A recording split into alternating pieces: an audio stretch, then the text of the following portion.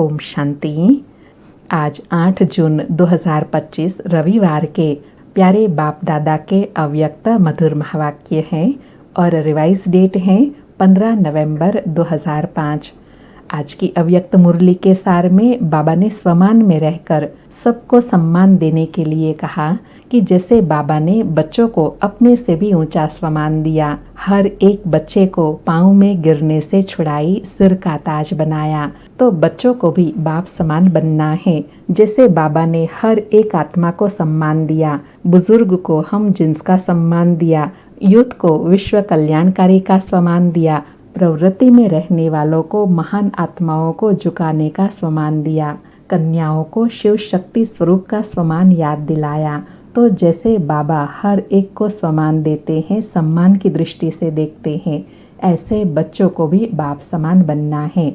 बाबा कहे स्वमानधारी की निशानी क्या है?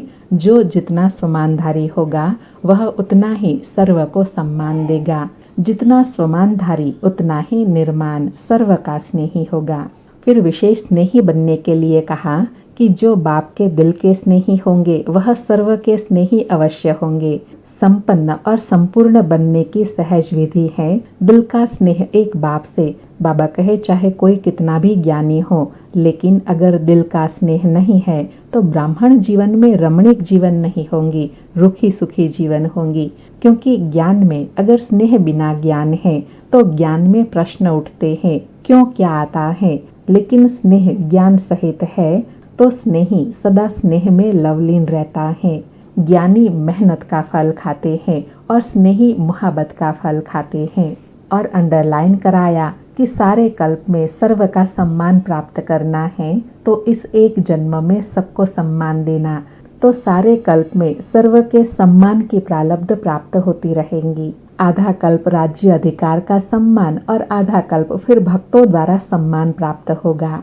और साथ में कहा कि अगर किसी भी सब्जेक्ट में मेहनत लगती है तो उसका मूल कारण है दिल के स्नेह की कमी।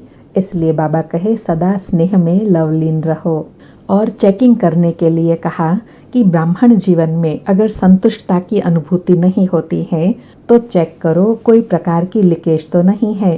कोई न कोई लगाव झुकाव सेल्वेशन यह सब लीकेज है। तो लीकेज के कारण ब्राह्मण जीवन में संतुष्टता की अनुभूति नहीं कर पाएंगे। कोई न कोई बात से असंतुष्टता का अनुभव होता रहेगा। और जो सदा संतुष्ट रहते हैं उसकी निशानी है प्रसन्नता। वह सदा रूहानी गुलाब के मुआफिक मुस्कुराता रहेगा, खिला हुआ रहेगा, उनका कभी मूड ऑफ नहीं होगा। वह सदा डबल लाइट स्थिति का अनुभव करेगा। तो बाबा कहे आधा कल्प बहुत मेहनत की है, अभी मौज का अनुभव करो, मुहब्बत में लवलीन रहो। अनुभव के मोती ज्ञान सागर के तले में अनुभव करो। सिर्फ डुबकी लगाकर सागर से निकल नहीं आओ, लवलीन स्थिति का अनुभव करो। और लास्ट में बहुत विशेष कहा कि डबल लाइट बनना है तो सफल करो, क्योंकि जो भी स्वयं को प्राप्तियाँ हुई है उसको अगर सफल नहीं करेंगे तो बोझ अनुभव होगा। इसलिए बाबा कहे सफल करो और सफलता मूर्त बनो। उसके लिए अपने आदि अनादि संस्कारों को इमर्ज करो। सुनते हैं स्नेह में लवलीन अवस्था का अनुभव करने के लिए अव्यक्त महावाक्य विस्तार से। अच्छा, चारों ओर के स्वमानधारी बच्चों को सदा बाप के दिल के स्नेही, सर्व के स्नेही श्रेष्ठ आत्माओं को सदा मेहनत मुक्त, जीवन मुक्त अनुभव करने वाले तीव्र पुरुषार्थी बच्चों को सदा वायदा और वायदे का फायदा लेने वाले, बैलेंस रखने वाले ब्लिसफुल बच्चों को सदा मौज में रहने वाले, मौज में औरों को भी रहने वाले, ऐसे संगम युगी श्रेष्ठ भाग्य के अधिकारी बच्चों को बाप दादा का याद प्यार और दिलाराम के दिल की दुआएं स्वीकार हो। याद प्यार और नमस्ते। ऐसे श्रेष्ठ भाग्य के अधिकारी बनाने वाले बाप दादा को याद प्यार, गुड मॉर्निंग और नमस्ते नमस्ते। अभी दादियों से बाबा कहे ठीक है ना, सभी आप लोगों को देखकर खुश होते हैं। बाप और बच्चों दोनों को देखकर खुश होते हैं। दोनों समान, सभी के सिकिलधे हो। सभी का दादियों से विशेष प्यार है ना, बहुत प्यार है। क्योंकि जो निमित्त बनते हैं तो निमित्त बनने वालों के ऊपर जिम्मेवारी भी होती है। तो स्नेह भी इतना होता है, क्योंकि सबके प्यार और दुआओं की उनके जीवन में लिफ्ट मिल जाती है। आप भी जो निमित्त बनते हो उन्हों को भी लिफ्ट मिलती है, लेकिन लिफ्ट की गिफ्ट को कायम रखे तो बहुत फायदा हो सकता है। यह एक्स्ट्रा वरदान मिल जाता है।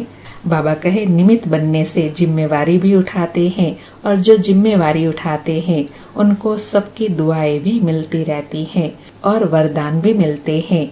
बाबा कहे किसी भी कार्य में, ईश्वरीय कार्य में व यज्ञ सेवा में जो विशेष निमित्त बनता है उनको दुआएं और प्यार दोनों की लिफ्ट मिलती है। प्यार एक ऐसी चीज है जो क्या से क्या बना देती है। आज दुनिया में किसी से भी पूछो क्या चाहिए, कहेंगे प्यार चाहिए, शांति चाहिए। वह प्यार भी शांति से मिलेगा, तो प्यार, आत्मिक प्यार सबसे श्रेष्ठ है। अच्छा, आज प्यारी बाबा का वरदान है, कंबाइंड स्वरूप की स्मृति द्वारा अभूल बनने वाले निरंतर योगी भव। कंबाइंड स्वरूप की स्मृति द्वारा अभूल बनने वाले निरंतर योगी भव। स्पष्टीकरण है, जो बच्चे स्वयं को बाप के साथ कंबाइंड अनुभव करते हैं उन्हें निरंतर योगी भव का वरदान स्वतः मिल जाता है, क्योंकि वो जहाँ भी रहते हैं मिलन मेला होता रहता है। उन्हें कोई कितना भी भुलाने की कोशिश करे, लेकिन वे अभूल होते हैं। ऐसे अभूल बच्चे जो बाप को अति प्रिय हैं, वही निरंतर योगी हैं, क्योंकि प्यार की निशानी है स्वतः याद। उनके संकल्प रूपी नाखून को भी माया हिला नहीं सकती। बाबा कहे जिन बच्चों का बाबा से अटूट प्यार है उनकी निशानी है याद स्वतः रहेंगी। ऐसी आत्माओं के संकल्प रूपी नाखून को भी माया हिला नहीं सकती। ऐसी उनकी स्थिति अचल अडोल रहती है, क्योंकि वह बाबा के साथ कंबाइंड रहते हैं। आज का स्लोगन है, कारण सुनने के बजाय उसका निवारण करो तो दुआओं के अधिकारी बन जाएंगे। कारण सुनने के बजाय उसका निवारण करो तो दुआओं के अधिकारी बन जाएंगे। आज के अव्यक्त इशारे हैं, आत्मिक स्थिति में रहने का अभ्यास करो, अंतर्मुखी बनो। आज का अभ्यास है, अंतर्मुखी बन ज्ञान मनन के अभ्यास द्वारा अलौकिक मस्ती में सदा मस्त रहो, तो इस दुनिया की उलझन अपनी ओर आकर्षित नहीं करेंगी। जैसे मिलिट्री वाले अंडरग्राउंड चले जाते हैं तो बाहर के बॉम्ब्स आदि का असर नहीं होता है, ऐसे आप अंतर्मुखी अंडरग्राउंड आत्मिक स्थिति में रहने का अभ्यास करो, तो बाहर मुक्ता की बातें डिस्टर्ब नहीं करेंगे।